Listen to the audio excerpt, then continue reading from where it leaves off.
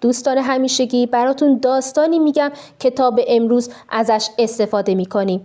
آدم 7 خط در زمان ساسانیان در بزم‌های شاهانه معمولاً شراب را در جام‌هایی که از شاخ گاو و یا بز کوهی ساخته شده بود ریخته میشد و چون این جام‌ها هیچ پایه‌ای نداشتند، مهمانان نمیتوانستند جام‌های خود را پایین بگذارند.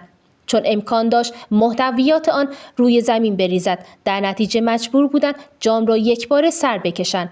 اما برای اینکه کسی بیش از اندازه ظرفیت خود باده‌گساری نکنند و از سر مستی با حرکت یا گفتار خود احترام مجلس شاهانه را از بین نبرد، هر کدام از مهمانان پیمانه‌ای مخصوص به خود داشتند که بر اساس میزان توانایی صاحب آن در باده‌گساری خطی در داخل آن کشیده شده بود که ساقی برای دارنده پیمانه فقط تا همان خط شراب در پیمانش می‌ریخت.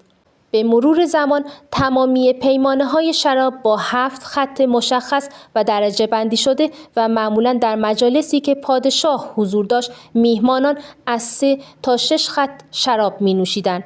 اما بودن افرادی که به آنها لوتی گفته میشد و تا 7 خط را شراب می‌نوشیدند بدون آنکه مست شوند.